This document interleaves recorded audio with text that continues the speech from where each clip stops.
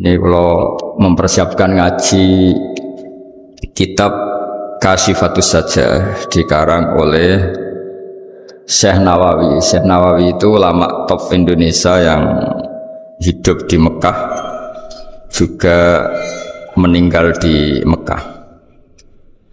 Dulu di antara kearifan buyut-buyut kami, leluhur kami, itu kalau cerita itu enggak apa-apa kamu mondok di Mekah di sana tapi bawa pohon yang hidup di Indonesia.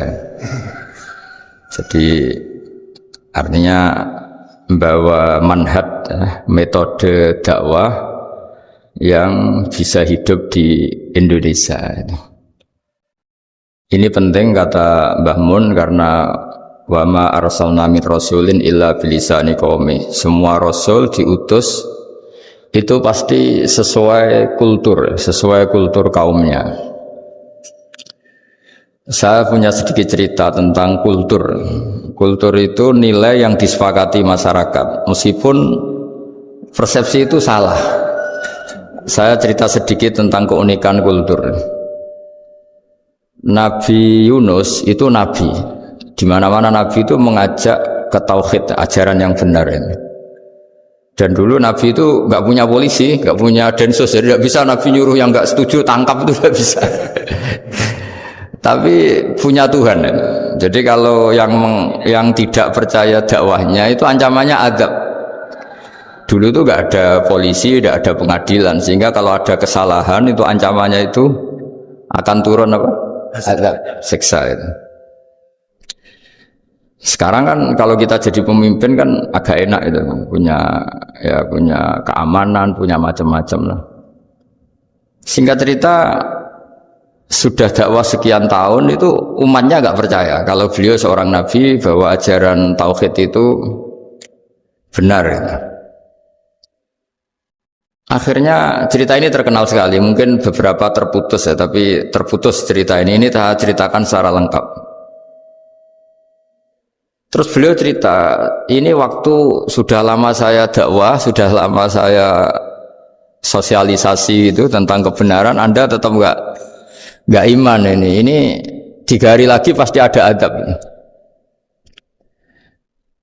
3 hari ada adab itu delalah masyarakatnya tuh kepikiran, jangan-jangan iya itu. Nah ketika jangan-jangan iya itu diintip, rumahnya Nabi Yunus itu diintip, ya agak aneh itu. Diintip adalah orangnya nggak ada itu kalau Quran bahasakan abaqo itu minggat itu pergi nggak pamit ya. Itu bahasanya abaqo itu minggat, meskipun kita tidak mungkin membahasakan Nabi itu minggat, tapi dibahasakan tindakan kan tidak mungkin karena nggak pamit itu. Jadi harus dibahasakan minggat itu. Quran sendiri bahasakan abaqo. Nah cara berpikir masyarakat gini, kalau kampung ini mau dibalik sama Allah, mau ada adab, logikanya yang tahu akan ada adab itu pasti sudah pergi. Padahal Nabi Yunus pergi ini bukan karena takut adab, mangkel. Seniai suwi gagal seminggat ya kan gitu. Jadi ada kiai minggat itu ada dalilnya, karena dulu itu kalau mangkel itu suami mangkel istri itu ya harus minggat, istri harus minggat. Dulu itu ya boleh, maksudnya boleh itu ya kalau darurat ya minggat sedikit lah, tidak apa-apa. Nah, Nabi Yunus itu minggat tadi abaqo itu kalau dalam bahasa Arab pergi gak pamit ya. Kalau orang Jawa bilang minggat. Kalau itu sebenarnya saking mangkelnya, saking emosinya, beliau akhirnya meninggalkan kaumnya tanpa pamit. Tapi kaumnya itu menjadi tahu bahwa ini serius Yunus, buktinya dia agak berani di kampung, berarti mau ada adab betul itu. Dan efek positif dari teori itu, teori kultur tadi, kalau ada adab pasti dia pertama yang lari, kayak dukun itu. Kenapa kita tidak percaya dukun nomor itu? Itu kan paling yang minta nomor dulu ada SDSB itu, forecast itu kan paling salam template-nya kan 100.000, padahal dulu forecast itu berapa? Kalau menang kan miliaran ya, juta. Itu untuk kultur kita agak percaya dukun kan, ngapain ngumpulin uang 100.000, kalau dia tahu nomornya kan mendingan tombok sendiri. Itu kan jadi orang itu mesti punya teori umum untuk membenarkan sesuatu atau membohongkan itu. Akhirnya umatnya Nabi Yunus itu iman. Iman itu artinya percaya kalau ini tidak main-main. Buktinya Nabi Yunus gak berani di situ. Akhirnya mereka tobat. Saat itu juga mereka wiridan di lapangan, terus semua kesalahannya diselesaikan. Sampai ada rumah yang sudah dibangun permanen karena di tanah tetangga, dirobohkan saat itu juga. Bahkan ada batu yang dulu nyuri, satu dua batu yang dulu hasil nyuri, saat itu juga dirobohkan, dikembalikan sama penghuni. Hari itu semua kedoliman diselesaikan. Ini penting saya utarakan, jadi tobat itu tidak hanya istighfar. Kalau istighfar ribet, tobatnya orang punya utang terus istighfar gitu kan ribet. Kan ribet itu. Ada punya utang terus minta maaf itu kan ribet itu kan, harus diselesaikan itu. Tobat. Tobat diterima sama Allah. Batas akhir finish dari harusnya ada adab misalnya Senin, Selasa, Rebu, harusnya Rebu itu sudah kena adab. Ternyata Rebu itu tidak kena adab. Nabi Yunus sebetulnya juga penasaran kampungnya itu kena azab tidak. Dilihat dari jauh ternyata enggak. Tambah kecewa dia. Gitu. Wah ini saya kalau pulang pasti dibunuh karena saya ada pembohong. Di masyarakat situ ada aturan siapa yang bohong dibunuh. Padahal Nabi Yunus ngumumkan nanti Rebu ada azab. Kira-kira gitu lah. Ternyata Rebu itu tidak ada azab. Makanya dia sudah di batas kampung kembali lagi. Kembali minggat lagi. Karena nanti pulang pasti dibunuh karena dia ada kebohong. Ya akhirnya masyhur itu. Terus dia ikut nelayan sekenanya, yang penting lari dari kampung, ikut nelayan sekenanya. Zaman itu, ini saya ulang lagi zaman itu. Nanti ini efeknya nanti ke tauhid. Zaman itu para nelayan tuh kayak sepakat. Kalau ada kapal atau perahu kok mau tenggelam, itu pasti ada yang minggat. Artinya minggat itu pergi tidak terhormat itu. Terus fasahama fakana minal mudkhadin. Nah, dulu itu orang sudah punya peradaban. Ini cerita kultur, sudah punya peradaban. Punya peradaban. Ya sekarang gini, kalau nyemplungkan salah satu kan tidak adil diundi. Diundi. Ternyata yang keluar dia Nabi Yunus. Terus mereka tahu ini orang nggak pantas dikorbankan. Karena Nabi di mana-mana itu ganteng. Memang Allah itu punya sunah itu unik. Nabi itu harus paling ganteng di kampungnya. Nasabnya juga harus paling baik, kabar-kabarnya juga istrinya harus paling cantik. Itu memang aturannya gitu. Nggak tahu saya. Dulu saya juga janggal. Kenapa Nabi aturannya harus gitu? Tangan-tangan di pemimpin elek izin itu. Maksudnya misalnya pemimpin dia pasak keriting itu kan piye gitu rasanya terus. Jadi Nabi itu pasti itu paling ganteng di kampungnya, terus dari nasab ya terbaik, terus rata-rata istrinya itu ya selain solihah itu ya paling cantik. Karena ya dibully kan, sawar tidak jadi Nabi, bujune elek kan ya ribet kalau misalnya ada yang bully gitu kan juga ribet. Singkat cerita terus dia akhirnya ditenggelamkan, dibuang karena beliau seorang nabi. Faltaqamahul khut, beliau ditelan ya.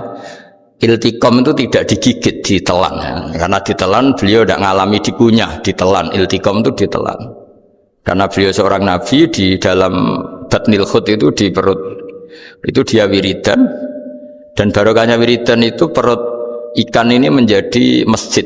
Dia nyaman di situ, nyaman karena terus ngalami karomah lah. Andikan wali itu ngalamin karomah. Nah kesimpulan dari cerita ini itu apa? Masyarakat itu akan selalu dengan kulturnya sendiri. Para nabi juga punya kultur sendiri. Dan Allah yang ngelola itu semua. Saya ulang lagi, Allah yang ngelola itu semua. Makanya terus dua kultur ini kalau Allah menghendaki itu gampang sekali. Akhirnya yang terjadi apa? Nabi Yunus jadi kasih sanksi Allah karena pergi tidak pamit. Masyarakatnya justru enggak karena tobat. Dan tobatnya masyarakatnya ini karena kekeliruan Nabi Yunus. Keliru dengan makna bukan dosa. Andaikan Nabi Yunus saat itu kok di rumah ingin menyaksikan adab, itu masyarakat mesti gak percaya kan ada adab. Mau ada adab kok dia di rumah gitu. Jadi unik, Allah cara ngelola masyarakat itu unik. Nah dari keunikan-keunikan cara Allah ini kemudian lahirlah ilmu yang bernama ilmu tauhid, ilmu tawakal, ilmu pasrah nang pangeran itu. Karena kemarin pas Pak Yusuf sama Bu Sulis sowan saya itu tak beri cerita. agama itu milik Allah. Sehingga teori yang dikatakan manusia itu ya teori saja, tetap semua itu di tangan Allah. Ya saya saat itu cerita, misalnya saya ditanya, ini besi, materi besi dengan kaca itu kuat mana? Mesti kita menjawab kuat besi. Tapi saya yang mengendalikan besi dan kaca. Ternyata saya punya merencanakan menghancurkan besi, menetapkan kaca ini tak simpan, akhirnya puluhan tahun. Yang ini saya rencanakan saya hancurkan itu. Andai kan si yang menjawab tadi tahu rencana saya, mesti kuat bilang kuat kaca. Kan? Makanya contoh paling gampang tadi, dinosaurus itu hewan paling kuat malah musnah itu. Pitik yang nggak kuat sampai sekarang. Karena Allah bikin dinosaurus itu punya rencana dihancurkan itu. Sementara ayam enggak lah, gue rame-rame dunia gitu. Sehingga ya sudah. Nah, agama itu seperti itu. Agama itu sesuai rencana Tuhan. Sehingga ini cerita Nabi. Sehingga Nabi itu kadang nggak tahu bedanya antara sesuatu yang punya data, punya perangkat-perangkat untuk menuju A misalnya. Itu nggak tahu bedanya. Jadi kalau Nabi ditanya misalnya gini, onta itu lahir dari betinanya, dari indukannya bisa? Ya bisa. Lahir dari batu, jawabnya ya bisa. Kalau dia seorang nabi pasti jawab bisa. Kalau nabi loh ya, bukan direktur mandiri, nabi. Itu mesti jawabnya bisa. Jadi kalau nabi ditanya, mata air itu keluar dari bumi kedalaman 7 meter, bisa. Keluar dari sini, dari meja, jawabannya ya bisa. Karena nabi itu saking dekatnya Allah, tahu betul bahwa perangkat di dunia ini tidak bisa mendikte Allah. Semua itu kehendak Allah. Logika yang terbangun Nabi itu sebenarnya gampang ya. Kalau kita teliti itu hanya gampang, itu sesuatu yang benar itu pasti bisa dijelaskan secara gampang. Nah ini ngaji tauhid biar tidak terlalu berteori itu. Karena kalau saya cerita uang pinter jenengan. Nah, dan saya tidak ingin pinter tentang uang. Tak beri contoh. Nah ini supaya nanti kalau sampean suatu saat meninggal ketemu mungkar nakir itu tahu cara menghadapi. Nanti tak warai tekniknya. Warai tekniknya. Bocorannya tadi. Makanya ada cerita agama ini baik sekali. Orang bocorkan ujian nasional itu kriminal, bisa ditangkap Pak Rosidi. Tapi agama ini pertanyaan mungkar nakir dibocorkan semua kiai, itu nggak ditangkap sama mungkar nakir. Harusnya kan rugi karena ini pertanyaan. Tapi semua kiai kan sudah membocorkan. Nanti pertanyaannya di kuburan itu man rabbuka, Tuhanmu siapa, agamamu apa. Itu kan sudah dibocorkan. Tapi itu nggak dianggap kriminal. Sementara kita sekolah SD, sekolah SMP bocorkan soal itu dianggap kriminal. Padahal kalau harusnya boleh. Maksudnya kalau menuruti teori itu harusnya boleh kan. Mau pertanyaan mungkar nakir saja dibocorkan kan? Ada dasarnya kan? Ya tapi kan tidak ada itu. Harusnya boleh. Tapi kan terus jadi nggak ujian kalau dibocorkan itu. Tidak ada itu. Harusnya boleh. Tapi kan terus jadi nggak ujian kalau dibocorkan. Jadi dibocorkan. Kurang apanya baiknya agama ini? Pertanyaan sepenting itu dibocorkan. Dan kiai-kiai nggak ditangkap sama mungkar nakir, ya ada itu. Saya ulang lagi ya supaya kita ingat fitrah salimah. Soal Anda modern monggo lah, tapi saya sebagai kiai akan ngajari kalian tentang fitrah salimah. Jadi kalau kamu itu benar-benar beragama, ini misalnya kertas, ini lempengan baja. Kalau kamu beragama, ya terserah jenengan. Karena bisa saja, ya terserah jenengan. Karena bisa saja kertas ini arsip nasional. Baja ini tak niatkan, tak luluhkan, tak hancurkan. Sehingga kalau kita ngomong ya secara materi harus ditambah ya, secara materi kuat baja ya Allah. Tapi secara substansi jenengan ya terserah jenengan, monggo. Nah, di sini yang mulai orang lupa itu karena selalu menjawab pasti kuat baja. Kata pasti ini yang akhirnya orang menghilangkan teori beragama. Berdasar logika. Nah, akhirnya para nabi, para wali itu ditanya. Saya punya kitab karangannya Abdul Hamid, orang alim. Kitab itu dulu saya ngaji lama sekali, sampai sekarang saya pelajarin. Manusia itu dijebak hukum adat, padahal adat itu ya tidak terlibat. Misalnya kalau ada telur jadi ayam normal gitu. Ya tadi indukan unta melahirkan unta normal itu, indukan sapi melahirkan sapi normal. Tapi kalau para nabi itu bilang ya nggak normal, nggak normal artinya tetap ada kekuatan Tuhan. Indukan unta tahu apa tentang unta? Dia punya kekuatan apa? Bisa melahirkan unta, bisa menciptakan unta di perutnya, bisa ada jantungnya, ada paru-parunya, ada ususnya. Dia bisa apa? Di situ ada tangan Tuhan itu. Karena para nabi cara berpikir gitu, melihat tembok ya sama, tembok sama indukan unta itu sama-sama mungkin mengeluarkan unta. Sehingga ketika Nabi Soleh ditanya, bukti apa kekuasaan Tuhanmu? Apa bisa mengeluarkan unta dari batu besar ini? Jawabannya Nabi Soleh ya bisa, ya bisa. Dan mukjizatnya Nabi Soleh masyhur itu, keluarlah unta dari batu. Karena secara teori ya tadi, coba unta indukan itu apa seorang profesor, apa seorang ilmuwan sehingga bisa menciptakan anaknya itu. Apa dia terlibat dalam menciptakan jantungnya, paru-parunya, ususnya? Kan enggak juga. Telur bisa apa coba? Gobloknya bukan main telur itu kan. Tapi bisa mengeluarkan ayam, dia bisa apa? Nah, para nabi, para wali itu tahu semuanya itu kekuasaannya. Nah kalau karena kekuasaan Allah, bedanya apa dengan tembok? Makanya Nabi Muhammad ketika di padang pasir semua sahabat bingung, nggak ada air, ya Nabi santai aja. Ini gimana Nabi nggak ada air, nanti orang mati kehausan. Nabi ya santai aja. Kamu ingin air katanya? Iya. Terus Nabi nunjuk apa itu ya sudah, terus ada air. Ada yang keluar dari jemarinya, ada. Karena Nabi itu nggak tahu bedanya antara ini mungkin dan tidak mungkin, tuh nggak tahunya itu ya semuanya itu Allah. Kalau kamu kan nggak. Wah daerah gini nggak mungkin ada air, ini kan padang pasir, air itu biasanya di daerah hutan gini malah berteori macam-macam, seakan-akan tidak ada Tuhan. Jadi kalau orang nggak bakat wali pasti berpikirnya gitu. Makanya nggak wali-wali itu memang nggak bakat, karena itu kan artinya menafikan kekuasaannya Allah kan, seakan-akan Allah tidak mampu bikin air di situ. Tapi kalau Nabi santai aja. Makanya Nabi Ibrahim ketika mau dibakar yang santai aja, menurut beliau api bisa apa? Jadi itu meskipun hukum adat itu ya selalu berjalan. Normalnya api yang membakar, di padang pasir normalnya ya nggak ada air, normalnya batu ya nggak mengeluarkan onta. Tapi kamu jangan terjebak oleh keseharian yang Anda lihat. Tetap di balik itu ada kekuasaannya Allah Subhanahu wa Ta'ala. Nah ini yang namanya iman. Dengan iman seperti itu nanti ketika kita mati itu ya santai saja. Ketika kita hidup ya tidak tahu oksigen itu apa masuk ke tubuh kita sistemnya kayak apa, jantung kita ya kita ada ikut bikin, paru-paru kita. Artinya zaman kita hidup pun sebenarnya kita tidak bisa ngelola kehidupan, itu tidak bisa. Nah kalau sama nggak bisa, nanti setelah mati juga tidak bisa. Ya sudah, ketika kita hidup yang ngelola juga Allah, ketika mati juga yang ngelola. Bedanya apa? Nah, ini di sini terus kita dilatih, inna sholati wa nusuki wa mahyaya wa mamati lillahi rabbil alamin.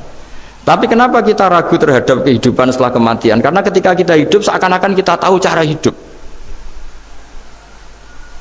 Makanya Allah itu tersinggung betul ketika ada orang merasa bisa ngelola cara hidupnya. Makanya kata Allah, kalau gojlok orang-orang yang kepedean itu, kalau kamu top, jangan mati. Itu falaula in kuntum ghaira madinin tarji'unaha in kuntum shadiqin. Kalau kamu merasa top itu jangan mati. Di mana-mana mati itu tidak top. Falaula idza balaghatil khulqum wa antum khina idin tanzurun. Mbok ketika nyawa kamu sudah sampai kerongkongan, kamu tarik lagi supaya kamu tidak mati. Mati itu tidak top. Katanya kamu top kok mati. Jangan mati. Kalau top itu jangan mati, jangan miskin, jangan tua, jangan jadi jelek. Pokoknya top terus itu. Itu digosok sama Allah. Tapi orang itu lupa bahwa nah ketika sehat begini kita seakan-akan ngelola kehidupan. Nah gara-gara merasa ngelola seakan-akan kalau mati lalu saya gimana ya kalau mati? Di kuburan ngapain? Terus kantornya gimana, kerjanya di mana? Ya udah usah begitu. Nah ini di sini pentingnya tauhid. Orang dilatih berpikir al khalqul awal. Afa'ayina bil khalqil awal. Kalau dalam bahasa Yasin disebut kul yuhi halladzi ansha'aha awwala marrah. Jadi agama itu orang dilatih membayangkan pertama hubungan kita dengan Allah. Misalnya manusia pertama itu siapa? Adam. Adam bisa berpikir, bisa berlogika, bisa jalan-jalan, bisa macam-macam. Tapi andaikan Anda jadi Nabi Adam, mesti melihat kekuasaannya Allah itu begitu nyata, karena saya materinya dari tanah, ternyata saya bisa berpikir. Betapa kudrohnya Allah, kekuasaan Allah, tanah yang benda mati bisa berpikir. Sekarang jadi saya. Sehingga ketemu, kira-kira Nabi Adam kalau ketemu tanah itu ya, kalau mau maksiat, wah ini tanah ini pasti komplain. Nah di sini pentingnya beragama. Sehingga ketika Rasulullah ngendikan, jika kamu memperbanyak sholat, maka tanah-tanah ini bersaksi terhadap sholat kamu. Jika kamu maksiat, juga tanah-tanah ini menjadi saksi pemberat. Itu kamu tidak jagal sama sekali, karena manusia pertama yang bernama Adam yang bisa berpikir itu materinya dari tanah. Jika kita tidak janggal ketika tanah disetatuskan bisa bersaksi. Tapi setelah kamu berpikir tanah itu bisa dicangkul, bisa dijadikan berhala, dijadikan kendi, dijadikan macam, seakan-akan tanah itu ya benda yang tidak penting. Tapi Nabi itu beda dengan kalian. Nabi tahu betul tanah ini makhluk Allah yang bisa berpikir. Sehingga Nabi ya ngetikan, kalau kamu sholat sunat atau beribadah sebaiknya jangan di tempat yang sama, biar yang menyaksikan kamu sholat itu banyak. Kita mungkin kan masa bumi bisa bersaksi, tapi andaikan Anda Nabi Adam itu tidak akan janggal seperti itu, karena dia tahu materinya dari tanah dan ternyata jadi mata yang bisa melihat, jadi telinga yang bisa mendengar. Makanya Allah selalu mengingatkan, ingatlah al-khalqil awal, afayina bil khalqil awal. Karena khalqil awal ini yang menjadikan apa? Fitrah beragama yang baik. Sehingga ketika orang Yahudi bilang nggak mungkin Nabi Isa itu nggak anak zina, wong ibu kok tanpa bapak, anak kok hanya ada ibu tanpa bapak. Allah cara menjawab, inna masalah Isa intawoy kamasali Adam. Jika kamu protes ada Isa karena tanpa bapak, ya protes dengan Nabi Adam, tanpa ibu tanpa bapak. Nah ini diingatkan al-khalqil awal.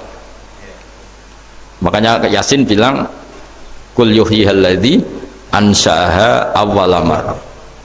Awalamar itu kamu harus berpikir ketika hubungan kamu sendiri dengan Allah zaman sebelum ada semua. Jadi misalnya alam raya ini, bumi sebesar ini, masa suatu saat terus hilang, hancur, nggak berbekas. Ingat saja, bumi ini mulai dulu ya nggak ada. Diadakan oleh kekuatan besar yang super ada, yaitu Allah Subhanahu wa Ta'ala. Nah di sini kenapa faham-faham ateis itu hilang di dunia. Meskipun ada itu karena saking mungkin kurang peradaban. Makanya guru-guru kita mulai zaman Nabi Adam sampai sekarang itu cara berpikir sederhana. Bumi ini kadung ada, di mana-mana sesuatu yang ada pasti disebabkan yang lebih ada. Kan nggak mungkin bumi yang ada kemudian penciptanya itu udah ada.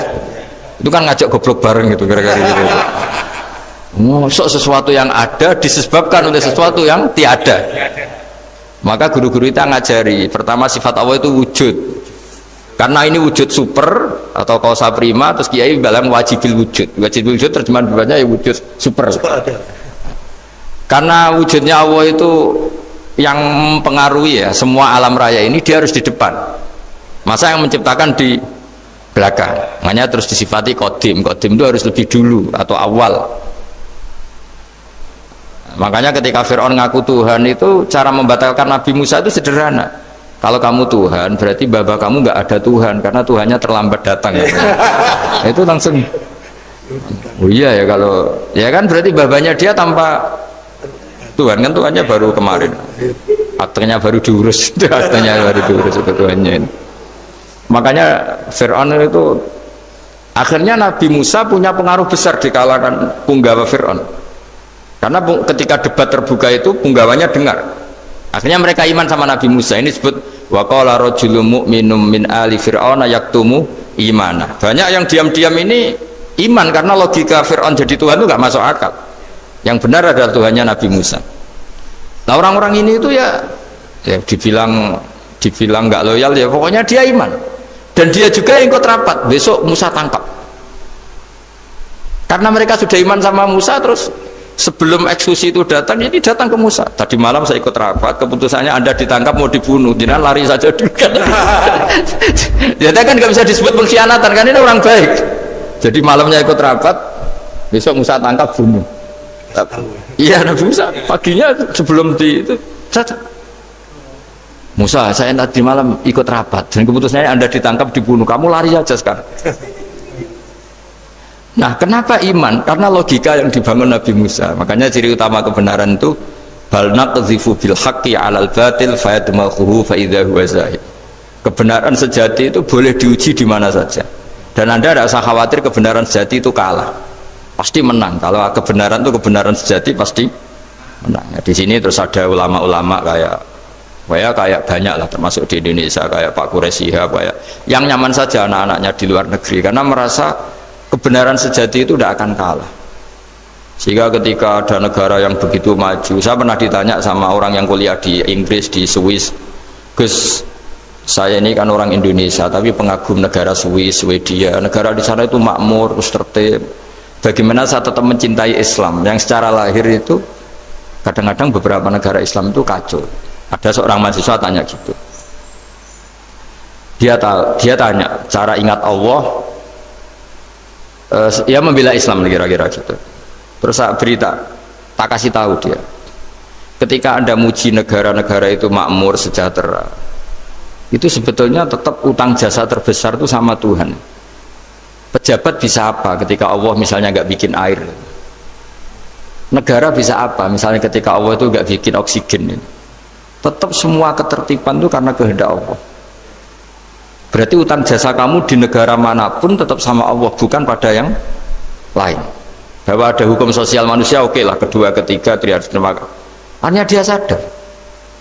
Nah, masalahnya kita ketika di negara yang makmur gitu, pikiran kita, oh presidennya hebat, menterinya hebat, tata sosialnya hebat. Oke, nggak apa-apa, muji manusia itu nggak apa-apa. Tapi tetap itu semua di bawah muji Allah Subhanahu wa Ta'ala. Ada air begini ciptaan Allah, ada oksigen sehat ciptaannya Allah. Sehingga muji pertama itu kepada apa artinya kehebatan manusia ketika ada gempa besar, ada likuifaksi, ada macam-macam. Nah, maksud saya ngaji di sini, ingat Allah itu dengan cara seperti itu. Sehingga ketika kita hidup di negara manapun, ya utang jasa pertama pikiran kita sama Allah Subhanahu wa Ta'ala. Tapi kalau enggak, kamu terjebak hukum adat tadi. Di mana-mana ayam itu yang mengeluarkan telur, telur mengeluarkan ayam, nggak bisa bantu batu ini mengeluarkan ayam, keliru kamu. Ketika ayam mengeluarkan telur, memangnya ayam itu bisa? Apa dia berpikir sekolah dulu gimana ya cara punya telur? Kan tidak juga. Tidak berkehendak juga. Apa ketika mata kamu bisa melihat terus kamu merencanakan gimana ya mata supaya bisa melihat? Ya tahu-tahu sudah melihat. Nah, di sini disebut afa'ayina bil khalqil awal ansa'aha awalan marrah wa huwa alladhi yabda'ul khalqa tsumma yu'iduhu wa huwa ahwanu alaih. Allah selalu mengingatkan. Nah, iman yang baik itu iman yang seperti saya utarakan tadi. Kamu ingat kekuasaan Allah ketika belum ada apa-apa. Belum ada apa-apa ya Allah bikin manusia itu dari tanah, bikin ayam ya dari tanah, bikin sapi ya dari tanah. Bahkan semuanya dari ketiadaan. Nah, dengan iman seperti itu, nanti kalau kamu ngaji hadis, Nabi bisa mengeluarkan air dari apa? Dari jemarinya. Terus Nabi Ibrahim dibakar gak apa-apa. Nabi Soleh bisa mengeluarkan unta dari batu besar. Nabi Musa bisa menyibak laut hanya dengan tongkatnya. Itu semuanya kamu tidak jangka. Karena tadi ingat bahwa kekuasaan Allah itu tidak terbatas. Itu cara iman yang benar. Sehingga nanti ketika kita mati juga gitu. Ketika kita hidup ya tidak bisa ngatur jantung kita, paru-paru kita. Pasti sama lah. Setelah kita mati juga tidak bisa ngatur. Yang hanya ngatur Allah Subhanahu wa Ta'ala. Hidup kita dalam kendali Allah, mati kita dalam kendali Allah. Ya sudah, terus kita mati ya nyaman saja. Saking nyamannya itu orang-orang soleh kalau mati itu jarang berdoa. Bukan karena apa-apa, kalau berdoa itu resikonya kan gini, mustajab ndak ya, dikabulkan ndak itu. Itu menjadikan setan punya peluang masuk, diganggu. Makanya ajarannya Nabi, mangkana akhiru kalamihi la ilaha illallah fi riwayatin Allah dakhalal jannah. Jadi kalau mau mati bersaksi saja, sudah ini enggak saatnya berdoa, saatnya bersaksi. Makanya hanya disuruh bilang Allah, Allah, Allah. Dan supaya ini menjadi akhir kalimat. Sehingga nanti keren lah. Ketika ketemu Allah, apa akhir kalimat kamu yang kamu lafadzkan Allah, Allah. Jika di kitab-kitab diterangkan, ketika orang tua kamu mau mati sudah bilang Allah, jangan tanya catatan hutang di mana ya, tabungannya di mana ya. Terakhir jawab mandiri terus mati lah. Gak boleh ditanya lagi. Sekali ditanya nanti akhir kalimatnya mandiri. Itu gak boleh. Jadi sekali sudah bilang Allah, jangan tanya lagi. Pak, tabungannya di bank mana kamu? Bahayanya sekali jawab mandiri terus mati, berarti akhir kalimatnya itu ya mandiri. Makanya harus akhir. Jangan nanti statusnya itu mangkana akhiru kalami, memang akhir dari yang dikatakan itu kata Allah. Nah sebetulnya teks hadis itu la ilaha illallah. Ini pinternya Kiai Jawa. Lagi-lagi kembali ke kultur. Kiai Jawa itu kiai yang bisa modifikasi kultur. Sebetulnya kalimat hadis itu yang masyhur, itu yang populer itu la ilaha illallah. Tapi Kiai Jawa itu, dan itu ngikuti kitab-kitab Arab juga, kitab-kitab. La ilaha illallah itu resikonya tinggi karena di situ kan tiada Tuhan yang berhak disembah kecuali Allah. Ada kata la ilaha ini. Nah takutnya pas la ilaha sudah mati. Nah karena itu ada resiko la ilaha gak khatam, berarti tiada Tuhan. Nah, sehingga karena ini dianggap riskan, ya terus Kiai Jawa ngajari sudah lah, gak usah kepanjangan ya sudah Allah. Jadi itu sudah agak-agak rekayasa lah, agak-agak istihad gitu. Maksudnya istihad itu sebenarnya teks panduannya itu la ilaha illallah. Teks panduannya. Tapi kiai-kiai itu tentu yang paling tahu tentang kehendak Nabi karena nekuni ilmu itu lama sekali. Kita ngikuti cara-cara ditentukan para kiai. Karena tadi la ilaha illallah itu kan ada kalimat yang tadi ya, tiada Tuhan kan. Nah, kata tiada Tuhan ini yang dianggap riskan kalau nggak khatam. Daripada potensi itu terus kiai-kiai ya agak-agak improvisasi lah, itu memang ya sudahlah Allah. Nah supaya itu menjadi akhir kalimat, ya saya ulang lagi menjadi apa? Akhir kalimat. Setelah itu kata kitab-kitab jangan tanya hal lain. Ya sekali ditanya nanti dia akan ngelafatkan hal lain itu. Ya tadi misalnya tabungannya di mana? Gitu. Kan bisa jawab. Sini. Nah, yang ribet kalau wong kuno itu, neng laci, neng sorogan. Berarti kalimat terakhirnya ya laci sorogan itu. Nah, sehingga terus itu pinternya guru-guru kita. Jadi saya ulang lagi ini yang terakhir saya pesen, latihlah iman seperti imannya para ulama, para aulia, syukur-syukur yang dekati imannya para nabi. Itu cara berpikir tuh al khalqul awal. Afa'ayina bil khalqil awal. Qul yuhyihal ladzi ansaha. Nah, yang terakhir saya pernah ditanya, ya agak gojekan, agak guyon, tapi saya ditanya. Saya itu nggak bisa melihat, Gus. Aneh orang Afrika itu. Kan misalnya ada Miss Afrika itu. Di sana itu orang paling cantik. Malah kadang itu ada kriminal gitu, karena orang Afrika merkosa Miss Afrika. Itu kata orang Indonesia, Gus, dikekno aku ora doyan gitu. Itu kan. Itu lah ini kan secara syariat mungkin lelaki itu punya rasa dengan perempuan itu ya kalau berpakaian serono atau gimana secara teori. Tapi sebetulnya oke itu benar. Tapi sebetulnya ada ansaaha awala bar. Orang Indonesia itu didesain gak suka orang Afrika. Orang Afrika ya didesain gak suka orang Indonesia. Sehingga orang-orang Afrika kalau melihat orang Indonesia yang paling cantik mungkin ya iskal. Wong cempeh kayak gampang gitu kok cantik. Mungkin perasaannya cowok-cowok Afrika ya gitu. Itu cantiknya di mana? Orang Indonesia kebalik kan? Kalau cowok-cowok Indonesia ngelihat Miss Afrika itu cantiknya itu nangdi gitu. Kok sampai ada pemerkosaan tuh apa itu? Nah itu menunjukkan Allah yang Maha Kuasa. Allah tuh mendesain gennya orang sana. Beda dengan kita. Ya itu bukti bahwa Allah itu nggak bisa. Ya sudah semuanya itu Allah yang mendesain. Itu bukti bahwa manusia itu bisa apa di depan orang kayak Afrika kok disuruh bilang cantik, kita kan protes. Cantiknya di mana? Mungkin orang sana juga protes ke kita. Orang Jawa cempeh itu kok cantiknya dia.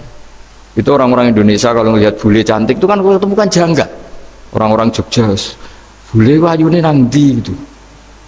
Mengkulitnya gitu kan sama mereka juga bilang kita mungkin seperti itu namanya didesain ansaaha awal apa mar, sudah memang desainnya seperti itu. Nah di sini supaya kita ingat, nah ingat bahwa hati juga gitu. Ketika kita cinta istri itu janggal betul kalau terjadi konflik, tapi kalau sedang konflik itu janggal betul terjadi perdamaian. Nak lagi mau ngangkel itu ya problem betul. Nah ini di sini pentingnya iman. Orang terus disuruh berdoa ya muqallibal qulub tsabbit qalbi ala dini, karena kita Kita tidak tahu cara berpikir.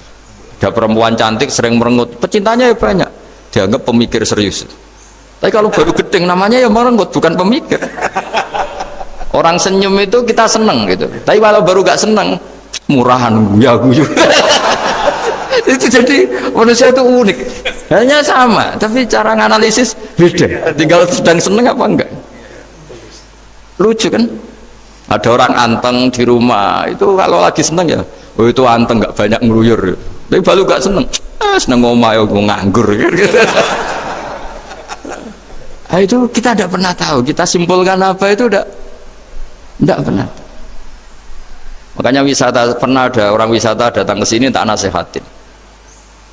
Orang wisata itu kan seneng di kampung-kampung yang terbelakang gitu, melihat orang manusia pohon, melihat apa. Terus saya bilang, itu kan kasihan kan, masa manusia jadi objek. Bahkan bayangannya ya kalau mereka jadi modern jadi gak menarik kan. Padahal kita yang orang pendidikan kan inginnya mereka terentas lah dari kultur itu. Ya itu kan gak sambung kan. Yang satu bilang unik, masyarakatnya masih unik, masih naik-naik pohon. Tapi bagi orang pendidikan kan tersiksa kan. Ini bangsa kita, warga kita kok masih seperti itu. Makanya orang wisata itu nasihati, kamu kesana itu niat melihat apa niat mengentas? Kalau niat mengentas, tak jamin ada pahala.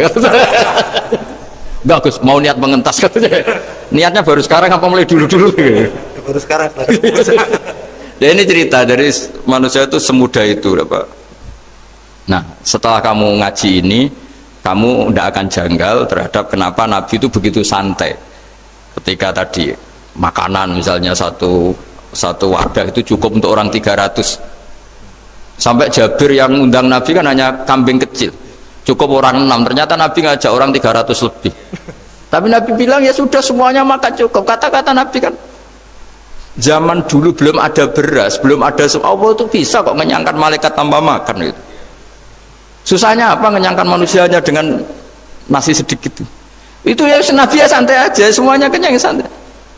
Ya ini itu iman-iman yang sudah benar-benar awal amarah, sudah Allah tidak harus terdikte oleh nasi. Kalau nasi sedikit harus cukup orang sedikit, kalau banyak harus orang banyak. Allah tidak perlu kena aturan itu semua, tidak perlu. Saya ini Tuhan kata kok kamu atur itu gimana, tidak bisa. Nah, ya Pak, karena hanya ngaji ini insya Allah Anda setelah baca mukjizat keramat itu tidak isi. Ya saya kira demikian. Assalamualaikum warahmatullahi wabarakatuh. Waalaikumsalam warahmatullahi wabarakatuh. Terima kasih sekali Gus Baha atas tausiahnya. Terinfo dari panitia ada ratusan pertanyaan Gus. Tapi ya sudah ditulis panitia 2 pertanyaan ya Gus. Wah banyak betul. 2 Gus. Baik, saya bacakan langsung 2 atau satu-satu Gus? Langsung 2 aja. Baik, pertanyaan pertama dari Pak Andi, perwakilan dari Blora Gus. Perkembangan sekarang ini banyak penceramah yang muncul, namun terkadang terjadi perbedaan pendapat di antara mereka, sehingga umat yang baru belajar agama seperti kaum milenial menjadi bingung harus mengikuti pendapat ulama yang mana. Bagaimana menyikapi hal tersebut Gus? Pertanyaan pertama. Pertanyaan kedua dari area Solo Gus, dari Ahmadi Nugroho. Bagaimana cara kita berbakti kepada orang tua yang sudah meninggal, di mana semasa hidup orang tua kita pernah meninggalkan sholat? Pernah meninggalkan sholat? Kalau sering gitu. Pertanyaannya, apa yang harus dan sebaiknya kita lakukan sebagai anak Gus? Bagus. Yang ngaji di sini itu banyak ya, mulai yang menekuni bisnis apa saja lah, termasuk yang di Grab ya, termasuk Pak Polisi kadang yang ngaji terus ya nggak apa-apa. Dan semua saya itu termasuk kiai yang nggak pati suka ada pertanyaan, bukan karena apa-apa ya, makanya tak batasi 2. Karena pertanyaan itu biasanya itu dipikir dari rumah, terus tema yang pokok itu gak pati di rumah, no, sementing kok iso takok. Sehingga itu ya, ini lama-lama yang jada tanya, caranya pendapat jodoh kan ribet nanti. Makanya ya, tapi ya senang saya ada pertanyaan ya senang. Cuma kenapa saya tidak membuka terbuka, karena tema kita kan kiai ya, kiai itu kayak dokter, tahu misalnya saya tadi tema itu supaya orang itu tauhidnya kokoh dengan karena zaman akhir itu yang paling mengkhawatirkan itu apa? Tauhid gitu. Tapi kalau tanya ini diberi hak, itu orang kan sudah punya pikiran sendiri mau ditanyakan, padahal itu subjektivitas dia. Sehingga tanya ya sudah sekadar. Tapi ya nggak apa-apa, tetap saya senang. Cuma nggak boleh banyak-banyak. 2 itu sudah kebanyakan. Yang kedua tak jawab serius. Ketika kita punya orang tua yang punya hutang, itu yang dibahas Nabi itu hutang dulu. Itu karena hak adami. Hak adami itu tuntutan. Jadi kalau dalam kitab fikih itu ada istilah haqqullah mabniun alal musamahah wa haqqul adami mabniun alal musyahah. Jadi kalau hak Allah itu Allah lebih rileks. Karena Allah itu tidak butuh disembah, tidak butuh dipuja-puja. Allah sudah terlalu besar. Al-Qayyum sudah besar sendiri. Sehingga Allah itu mudah ngabaikan haknya itu mudah. Tapi kalau hak adami bawaan manusia itu kalau hartanya dibawa orang itu ingat terus. Sehingga harus diselesaikan. Maka Nabi kalau mau mensolatkan jenazah tanya punya utang enggak. Tapi kalau orang itu misalnya apa ya, enggak sholat atau apa itu Nabi masih ringan. Yang ditanyakan imannya. Bukan berarti kita nyepelekan sholat enggak, tapi memang agama ini yang diprioritaskan itu hak adami. Sholat itu super penting, bukan penting lagi super penting. Makanya pertanyaan tadi tak luruskan dulu, anak cucunya itu prioritas itu mikir utang dulu. Karena ini yang hak adami gitu. Ya. Nah, setelah utang itu selesai, baru dipikirkan menurut sebagian ulama, anak ini boleh mengkodoi sholat yang ditinggalkan orang tuanya. Atau dikafaroi, misalnya per sholat nilainya sekian terus dibayarkan ke fakir miskin. Nah, tapi pertanyaan seperti ini sepertinya mengganggu itu begini, takutnya jadi masif. Jadi masif itu gini, berhubung ada solusinya. Ini yang tanya orang mana tadi itu? Solo, ini orang Solo ini harus dikasih tahu ini. Berhubung ada solusinya, jangan-jangan kita yang kaya. Misalnya Pak Yusuf atau Bu Sulis kaya. Kalau nak punya tabungan, nak saya ada usah sholat ya, nanti gampang. Karena persolatnya kan nilainya hanya sekian gitu. Umur saya kan paling tinggal berapa, itu cukup berapa? Iya cukup untuk mengganti, itu kan ribet. Makanya solusi itu ya kadang tidak baik. Karena nanti dipakai saya naik dewi. Makanya dulu itu terkenal ada guyonan, seorang kiai ditanya, ini guyonan nyata. Pak Kiai, katanya Kiai itu orang suci, tapi kadang-kadang kok maksiat juga. Si Kiai ini jawabnya ngawur sekali. Justru yang boleh maksiat tuh Kiai, kamu nggak boleh. Terus, kenapa Pak Kiai? Dia tahu caranya tobat, kamu nggak tahu. Jadi yang melanggar hukum itu kan yang pakar hukum. Tahu itu. Tahu ilmunya. Cara melanggar tapi nggak bisa dipidanakan itu. Punya penghapusnya Gus ya? Ya punya penghapusnya, itu kan ribet. Artinya gini ya, yang orang Solo tadi, kalau kadung terjadi orang tua kita tidak sholat, saya ulang, kalau kadung terjadi orang tua kita tidak sholat atau pernah meninggalkan sholat, kita sebagai kiai itu punya cara supaya yang untung tuh fakir miskin. Misalnya kita fatwa dikasih fidyah atau fidah atau apa, tapi ini bukan cara yang jadi solusi, karena takutnya nanti jadi gerakan masif tadi. Gerakan tidak usah sholat diganti, ya itu kan ceribet jadi. Tapi kalau sampai ingin berbuat baik sama orang tua yang nggak pernah sholat, saran saya satu, hak adamnya selesaikan dulu, karena memang dalam syariat Islam nomor 1 itu hak masyhur itu kan, ketika ada jenazah Nabi itu nggak tanya orang itu sholat nggak, yang tanya kan punya utang nggak gitu. Sehingga kalau di kampung-kampung di mana-mana kalau ngelepas jenazah kan, kalau ada hak adami diambil alih keluarga supaya mayit ini ketemu Allah tanpa ada hak adami kan gitu, semuanya kan ya kan yang diselesaikan kan adami dulu, utang piutang itu tadi ya gitu ya. Jadi tidak semua solusi itu baik, karena takutnya tadi apa, jadi gerakan tadi. Makanya kita jadi kiai sering bingung gitu loh, karena mau gak fatwa itu ada yang tanya, mau fatwa takutnya tadi. Misalnya kita kan paling umurnya tinggal berapa, dihitung saja per sholat, terus bilang ke anaknya, nak saya tidak usah sholat, nanti ini aja bayarkan, kan jadi ribet. Nah, yang pertanyaan pertama tadi tentang apa? Yang banyaknya itu penceramah. Ah, menceramah. Itu agak provokatif.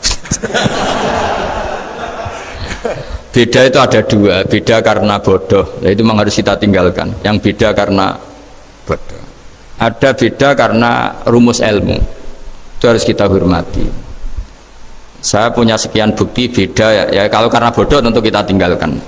Tapi kalau karena rumus ilmu yang beda, misalnya gini, saya kiai yang lama di kota, saya kan lama kerja di Jogja. Mungkin perasaannya orang kota itu kalau ketemu tetangga, misalnya saya kiai, udahlah kalau ketemu tetangga itu gak usah tanya. Ya kalau ketemu biasa aja, gak usah tanya, gak usah ramah, biasa aja. Itu mungkin bagus nasihat itu di kota, karena kalau di kota itu ketemu tonggo takok badhe tempundi mau kemana itu ganggu privasi.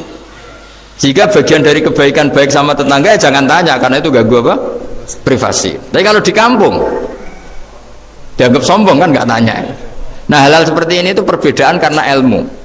Memang di kota kulturnya seperti itu, di kampung seperti ini. Nah itu bukan perbedaan karena kondisi muqtadul hal, memang kondisinya berbeda. Ya, kondisinya apa? Berbeda. Misalnya saya sebagai kiai kan bayangkan kiai itu suka lah ngaji ibadah. Terus kamu karena orang kota sukanya pizza, Gus kesini Gus ayo naik makan pizza bareng, kan saya malah terganggu. Kamu niatnya hormat tapi ganggu karena sehingga dulu sahabat, ini cerita sahabat, ada sahabat yang ditanya tabiin itu generasi setelah sahabat. Sifli wajah Rasulillah, tolong jelaskan ke kami wajah Rasulillah Shallallahu Alaihi Wasallam. Ini sahabatnya nangis. Oh maaf sekali, saya tuh gak pernah melihat wajahnya Nabi meskipun saya berpuluh-puluh tahun jadi sahabat. Juga gak pernah sowan Nabi. Saya sering jamaah sama beliau dan ditanya kenapa? Saya itu sungkan, beliau terlalu wibawa. Jadi bentuk penghormatan sahabat ini ke Nabi justru gak berani melihat wajahnya. Dan bukti penghormatan pada Nabi dia gak pernah sowan. Nabi itu punya anak, punya istri, punya cucu. Kalau sowan tuh ganggu. Jika dia cara berpikir ya itu bentuk hormatnya. Ya itu ya sah saja dia cara berpikir ditakdir begitu. Tapi ada beberapa sahabat yang justru saking cintanya sering melihat wajah Nabi, sering sowan Nabi, itu hanya dia cara berpikir begitu. Nah kira-kira seperti itu. Jadi perbedaan itu ada dua, ada yang karena bodoh, itu tidak kita ikuti. Tapi ada perbedaan karena pengetahuan. Ya kalau karena pengetahuan harus kita ikuti karena memang itu ya itu kan urusan sudut pandang.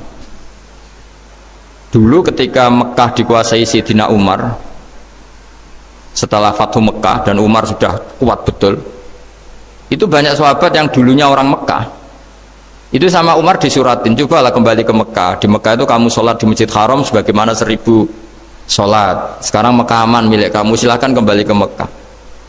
Tapi jawabnya sahabat tuh nggak mau. Paling di Mekah hanya dapat pahala 1000 sholat. Tapi kalau mengislamkan orang di daerah-daerah pedalaman itu dakbul ambiya.